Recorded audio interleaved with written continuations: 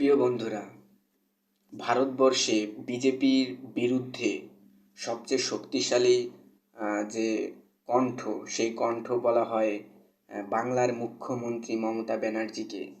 দিল্লির অরবিন্দ কেজরিওয়াল, স্বয়ং রাহুল গান্ধীর থেকেও নাকি তিনি শক্তিশালী নেতা, এবং বিজেপির বিরুদ্ধে যদি কোনো শক্তি সঠিকভাবে কাজ করে বা সঠিক শক্তি দেখাতে পারে, সেটা হচ্ছে তৃণমূল কংগ্রেস এবং মমতা ব্যানার্জি।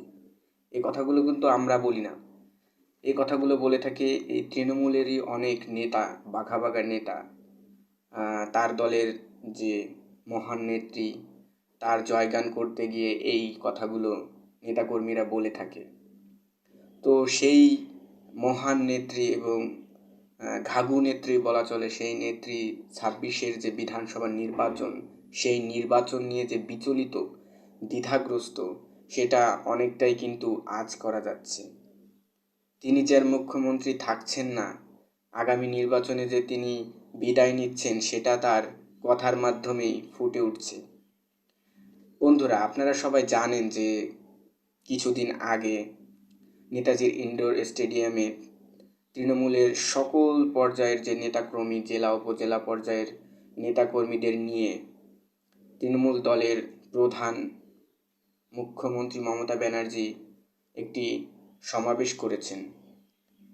সেখানে তিনি নানান বক্তৃতা দিয়েছেন, অনেক ইস্যু ছিল, কিন্তু তার মধ্যে একটি প্রধান ইস্যু হচ্ছে 26-এর নির্বাচনে ভুয়ো ভোটার ঢুকিয়ে তৃণমূল কংগ্রেসকে ক্ষমতা থেকে উপড়ে ফেলবে বিজেপি।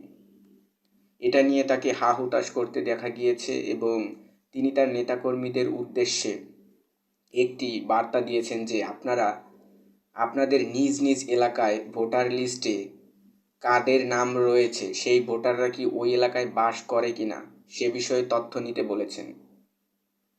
তো তার কথা মতোই তার নেতাকর্মীরা যার যার এলাকায় ভোটার লিস্ট হালনাগাদ করছে এবং তথ্য নিচ্ছে যে যে ভোটারের নামটি এই লিস্টে রয়েছে তারা কি এই এলাকায় বাস করেন নাকি এই এলাকায় জীবিত আছেন বা মৃত আছেন, সে বিষয়ে তারা তথ্য নিচ্ছেন। তো দেখা যাচ্ছে প্রায় অনেক দিনই হয়ে গেল এ বিষয়ে তার নেতাকর্মীরা তথ্য নিয়েছে, এবং কিছু কিছু জায়গায় দেখা গিয়েছে যে 10 বছর বা 5 বছর আগে মারা গিয়েছেন এমন ব্যক্তির নামও রয়েছে ভোটার লিস্টে। কিন্তু এমন কোনো ভোটার তালিকায় নেই যে ভোটারগুলো হচ্ছে বাইরের রাজ্যের নাম রয়েছে।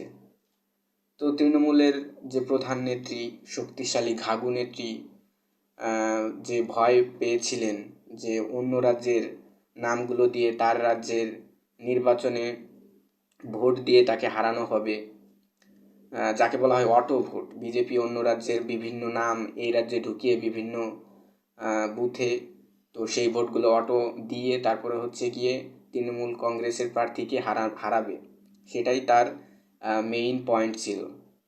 তো দেখা যাচ্ছে যে এটা আসলে অযৌক্তিক, এরকম কোনো তথ্য পাওয়া যায়নি।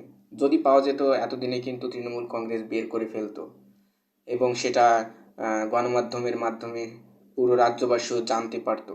কিন্তু দেখা যাচ্ছে এটা পুরো একটা ভুয়া এবং অযৌক্তিক একটা বিষয় উপস্থাপন করে ফেলেছে।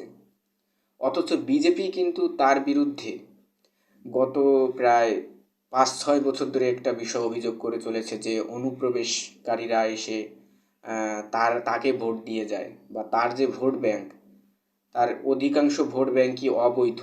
দেখা যাচ্ছে অন্যান্য দেশ থেকে এসে ভোট দিয়ে যায় তাকে।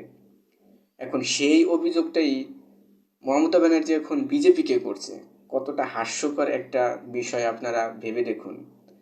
তিনি হচ্ছেন গিয়ে সবচেয়ে শক্তিশালী মুখ্যমন্ত্রী, তিনি নাকি বিজেপির বিরুদ্ধে সবচাইতে রুখে দাঁড়ানোর নেত্রী, অথচ তিনি যে বিচলিত এবং দ্বিধাগ্রস্ত সামনের নির্বাচনে, যে তিনি আসলে লড়তে পারবেন না বা তার যে হারার সম্ভাবনা রয়েছে 100% নাও 95% তিনি ধরে পেরেছেন যে হয়তো 90 থেকে 95% যে তিনি বুঝে গিয়েছেন যে তিনি হয়তো হারবেন। এই জন্য তিনি বুঝতে পারছেন না যে তিনি কি করবেন বা কি বলবেন, বিজেপি তার বিরুদ্ধে কোন কোন বিষয়গুলো কাজে লাগাচ্ছে সেগুলো তিনি ধরতে পারছেন না। এই জন্য তিনি হা হুতাশ করছেন এবং চিন্তা করছেন যে আমার এখন কি করা উচিত, বিজেপি আমাকে কিভাবে হারাবে। এখন তিনি যাকে বলছেন যে অরবিন্দ কেজরিওয়াল বা মহারাষ্ট্রের কথা বলছেন যে মহারাষ্ট্রে যেভাবে বিজেপি হারিয়েছে বা দিল্লিতে যেভাবে হারিয়েছে তাকে সেভাবে হারাতে পারে বিজেপি। কেন আপনাকে সেভাবে হারাবে কেন? আপনি তো তাদের চেয়ে বড় নেত্রী, তাই না? আপনি তো অরবিন্দ কেজরিওয়ালের চেয়েও বড় নেত্রী। তাহলে আপনি কেন ভয় পাচ্ছেন যে তাদের মতো করেই আপনাকে হারাবেন? আসলে বিষয়টা হচ্ছে গিয়ে মুখ্যমন্ত্রীর এখন আসলে যে আকাশচুম্বী জনপ্রিয়তা ছিল একটা সময়, সেটা কিন্তু এখন আর নেই। বিশেষত আহ, বামফ্রন্টকে হারিয়ে তিনি ক্ষমতায় এসেছিলেন, তখন তার একটা জয় জয়কার ছিল জনপ্রিয়তার। এখন কিন্তু সেটা নেই। 21 সালের বিধানসভা নির্বাচনে সেটা আসলে দেখা গিয়েছে। তিনি তার ক্ষমতাকে কুক্ষিগত করে রাখার জন্য 21 সালে সর্বোচ্চ শক্তি নিয়োগ করেছে।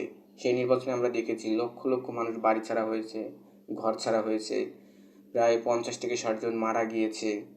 অর্থাৎ এটা বোঝাই যাচ্ছিল যে তার জনপ্রিয়তা তখন থেকেই ভাটা পড়েছে এবং তার সর্বোচ্চ শক্তি প্রয়োগের মাধ্যমে সেই নির্বাচনে আসলে জয়টা ছিল।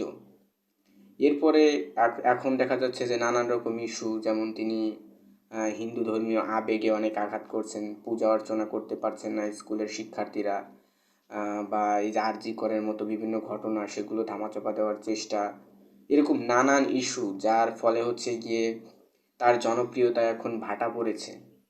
তো তিনি এখন দ্বিধাগ্রস্ত এবং বিচলিত যে আসলে তিনি কিভাবে 26-এর নির্বাচনের বৈতরণী পার হবেন। তো তার এখন নানা রকম অযৌক্তিক কথাগুলোর মাধ্যমে সেটা আসলে ফুটে উঠছে। ধন্যবাদ সবাইকে।